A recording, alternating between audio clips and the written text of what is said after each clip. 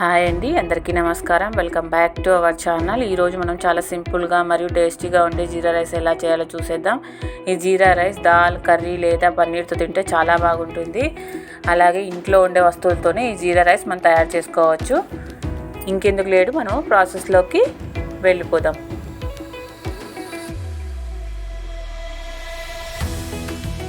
ఇప్పుడు stove on చేసి ఒక కడాయి పెట్టుకొని 2 స్పూన్ల నెయ్యి వేసుకుందాం. నెయ్యి వద్దనుకుంటే మీరు ఆయిల్ కూడా యూస్ చేసుకోవచ్చు. ఇప్పుడు ఈ నెయ్యిని కరగనిద్దాం.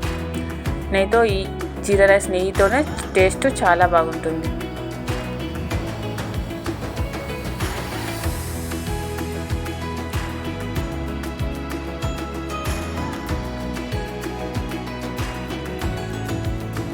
నెయ్యి హీట్ అయిన తర్వాత ఇందులోకి మనం జీలకర్ర వేసేసుకుందాం. ఇప్పుడు జీలకర్రని కొంచెం కలర్ వచ్చే వరకు వేయించుకుందాం. ఇప్పుడు ఇందులోకి కొన్ని జీడిపప్పులు కూడా వేసేసుకుందాం. ఇప్పుడు జీడిపప్పుని కొంచెం కలర్ చేంజ్ అవ్వనిద్దాం.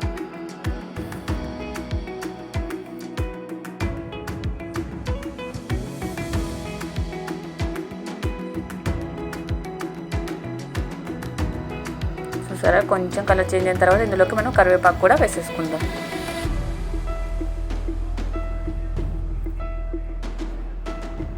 ఇప్పుడు ఇందులోకి ముందుగానే కట్ చేసి పెట్టుకున్న పచ్చిమిరపకాయలు, ఆనియన్స్ వేసేసుకుందాం.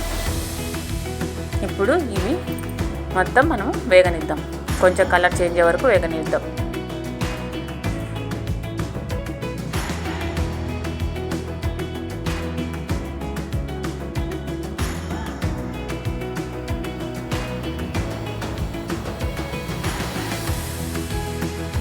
చూసారు కదా, ఒకసారి కలుపుకుందాం.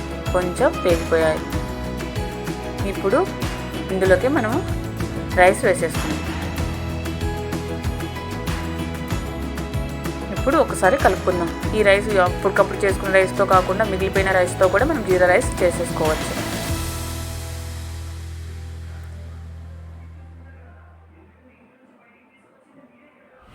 ఇందులోకి టేస్ట్కి సరిపడినంత సాల్ట్ మీకు ఎంత కావాలో అంత వేసుకోవచ్చు.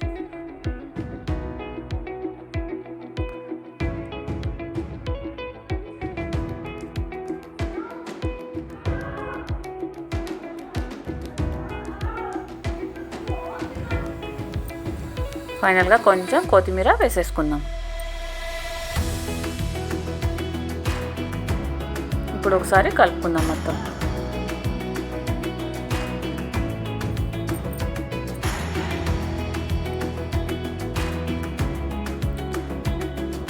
ఇలా చాలా సింపుల్గా మరియు టేస్టీ ఇలా జీరా రైస్ రెడీ అయిపోయింది. మీకు ఈ వీడియో నచ్చినట్లయితే షేర్ చేయండి, కామెంట్ చేయండి, సబ్స్క్రైబ్ కూడా చేసుకోండి. Okay, bye bye.